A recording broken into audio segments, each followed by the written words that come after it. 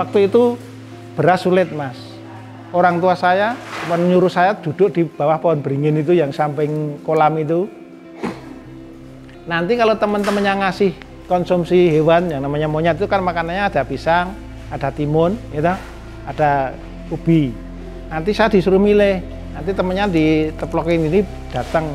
Nanti dia tinggal milih nanti apa, saya ngambilnya apa.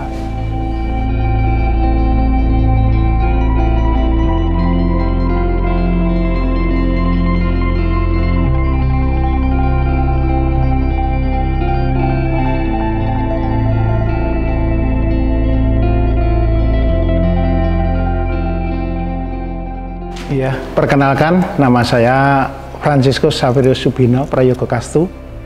Saya selaku owner dari Mie Resik Cabdukat yang beralamat di Dusun Guntur Geni, RT 1 Dukuh 7, Kelurahan Poncosari, Kabupaten Bantul, Daerah Istimewa Yogyakarta. Kalau untuk pekerjaan, karena saya itu petualang ya, dan saya tidak berpendidikan tinggi, maka saya dari kecil sudah mengalami jatuh bangun untuk merintis usaha. Saya pernah jadi pengamen, pernah. Saya dagang bakso keliling, pernah. Saya transmigrasi, pernah. Jadi setelah saya merantau ke Jakarta, saya sopir bajai di Jakarta kan 9 tahun. Saya pulang, terus belajar merintis usaha. Usaha itu step by step dari ukuran kental sampai ukuran ton. Setelah itu ada gempa lah, singkat cerita. Ada gempa hancur, saya merintis lagi di distributor kerupuk kering itu. Terus bisa berjalan sampai di 2009 saya bangkrut karena ketipu. Saya untuk mulai proses produksi di tahun 2014, tepatnya tanggal 2 April, itu saya paskan dengan ulang tahun anak saya. Tapi untuk perintisan bikin tempat usaha ini dari tahun 2009 itu. Jadi step by step kita bangunnya 5 tahun.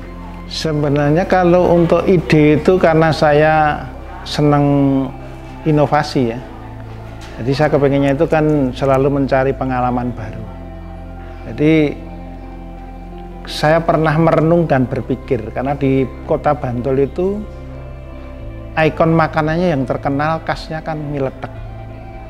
Maka saya punya gagasan dan punya ide bagaimana caranya seandainya saya bisa produksi mie yang saya kasih nama Mie Resik. Nah, di saat itu saya juga terpuruk. Di situ ada banyak penghinaan dan cemoohan di saat saya jatuh. Itu lantas saya terinspirasi untuk memberi nama Dokar. Dokar ini adalah doa dan karya. Jadi di saat saya banyak orang menghina saya bisa berdoa dan berkarya. Sasaran saya memang karena saya sendiri kepengen sehat. Karena mie ini adalah mie kesehatan yang memang tujuan pasar saya adalah untuk orang-orang yang terkena diabetes, autis, autoimun, dan yang kepengen menjalankan program diet itu kan dia butuh pengurangan lemak dan juga gula bagi yang diabetes. Maka ini kan gluten free Mbak produk saya. Jadi sasarannya saya kepengen orang Indonesia itu sehat. Orang hidup itu kan pertama harus punya senjata kalau saya.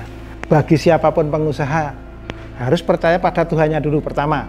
Setelah orang itu percaya pada Tuhan, harus namanya AKE. AKE itu apa? Aktif, kreatif, inovatif, dan konsisten. Kuncinya orang usaha itu harus aktif. Aktif apa? Mencari peluang pasar. Ya, kreatif, mesin-mesin dengan Mirsani tadi bisa lihat sendiri itu saya bikin sendiri. Saya inovatif setelah ini bisa berjalan, bisa berkembang, saya harus inovatif apa? Mencari dari hulu ke hilir. Maka setelah saya produksi mie, saya juga memproduksi bumbunya. Setelah bumbunya, saya buka warung matangnya. Jadi dari hulu ke hilir saya pikirkan. Setelah itu konsisten, orang usaha itu harus konsisten, harus fokus. Karena apa? Sekarang itu banyak yang namanya kesempatan dan menghindar. Orang lebih menikmati yang menghindar daripada menangkap kesempatan. Karena apa? Yang namanya menghindar titik aman, bisa takut rugi, takut nanti enggak bisa jalan kan gitu. Daripada menerka kesempatan.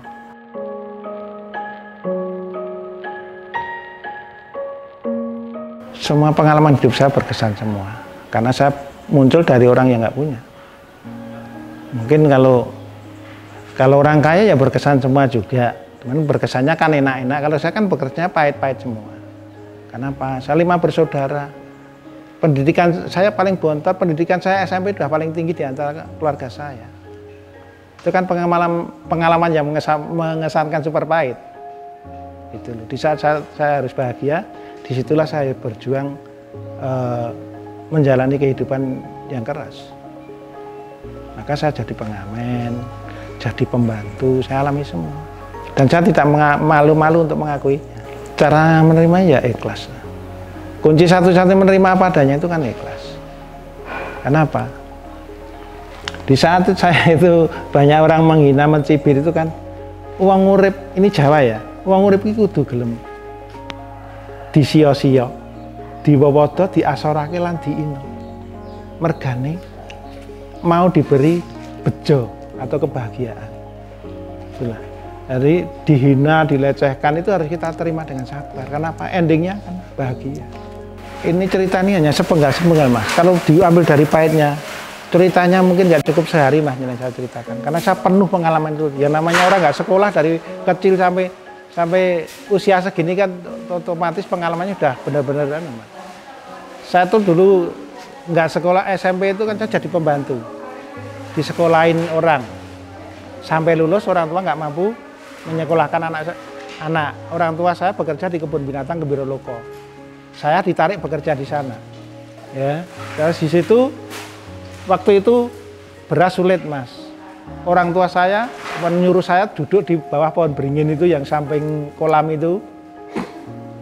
Nanti kalau teman-teman yang ngasih konsumsi hewan yang namanya monyet itu kan makanannya ada pisang, ada timun, gitu, ada ubi. Nanti saya disuruh milih. Nanti temennya diteplokin ini datang. Nanti dia tinggal milih nanti apa, saya ngambilnya apa. Nanti kalau ke kandang kera itu saya cuma dikasih kantong klasik kresek itu Mas. Nanti kacang kan banyak yang dilempar ke dalam nggak nyampe itu. Nanti makan nasi itu kalau ketemu apa? Kalau biasanya kan sering dulu ada orang namanya nadar ya. Orang sakit kepengen diajak ke Gembiroloko lihat gajah kan gitu. Biasanya kan bawa among itu, bawa apa itu, bawa macam syukuran gitulah. Nah itu nanti ada tumpeng, ada golong itu karena kita dikasih. Jadi kalau wanitanya pahitnya saya dari kecil pahit. Sekarang saya saatnya bersyukur sekarang. Bayar saya itu cuma Rp15 Mas, gambar burung itu gambar burung Rp5, gambar burung itu kalau saya tiap hari dikasih 3 keping selama 3 tahun.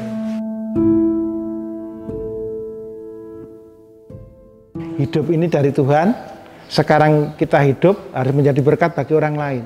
Karena apa? Yang bisa kita bawa dari pengalaman hidup itu adalah kebaikan untuk menuju keabadian kan gitu.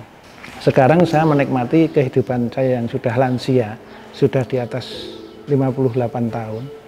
Itu saya kepengen sisa-sisa hidup saya itu berguna bagi orang banyak. Saya pengen selalu hidup itu lain daripada yang lain. Kenapa? Saya intinya di dalam hati itu hanya kepengen nolong orang terus. Kalau dilihat dari usaha mungkin sudah orang mandang sudah bisa jalan. Tapi dari segi keuntungan ini kan hanya untuk nolong orang.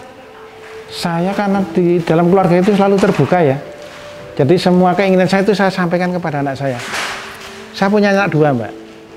Yang gede saya sekolahkan di bidan.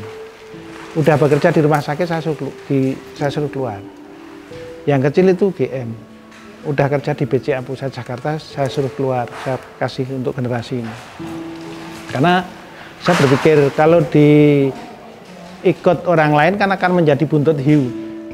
Di sini saya kepengen menciptakan kepala teri.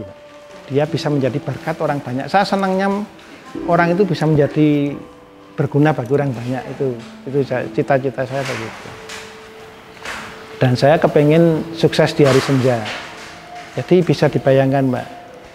Sekarang banyak orang sukses menyekolahkan anak. Anaknya pada jadi pejabat, tapi di saat orang tua sakit, siapa yang datang? Waktu sakit saya mencari nafkah untuk membesarkan anak, saya sekolahkan, dia menyaksikan. Nanti dia sudah gede, saya kasih pekerjaan, ya, sudah saya kasih pekerjaan, nanti mati saya itu disaksikan oleh anak. Saya pengennya ke sana. Itu saya baru merasa bahagia. Tapi kalau orang tua sakit, anak datang sudah di dalam peti itu sakit lagi. Ya hidup harus menjadi berkat, harus berguna bagi orang lain. Karena apa? Sebanyak-banyaknya harta yang kita cari itu kan nggak ada yang bakal kita bawa, Mas. Kecuali kebaikan. Kebaikan kan datangnya dari hati. Bagaimana kita bisa berbagi, menjadi berkat bagi orang lain, itulah nilai plusnya. Karena yang ditanyakan bukan harta kita, Mas. Yang ditanyakan seberapa jauh kebaikanmu yang setelah kau tanamkan pada sesama, kan gitu. Saya kan tadi pakai talang berkah jaya. Semakin saya menjadi talang berkah, semakin saya berderma, saya pasti akan mendapatkan hasilnya. Karena kita menanamkan satu biji jagung, itu kita menuai akan berbutir-butir. Maka saya terus dengan cara mengedukasi. Barang saya ini bisa penjenengan lihat teksturnya bening ya. Ini kalau dilihat kan nyenar bening katanya. Bening, terus ini lentur, nggak gampang patah. Terus ini kalau dimasak kenyal lembut, jadi nggak kayak terigu. Kalau terigu kan lain. Namanya juga beda-beda, bahan bakunya beda, otomatis beda. Nah, ini keistimewaannya, ini tahan kenyang kalau dimakan, karena ini gluten free.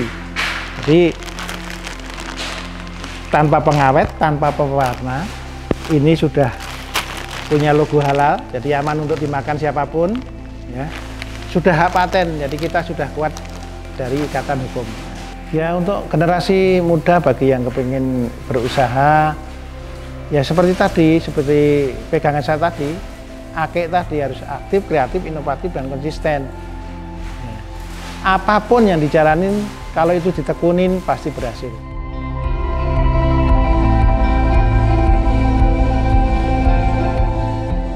Terima kasih Punca Media. Mari berwirausaha, ciptakan peluang usahamu sendiri.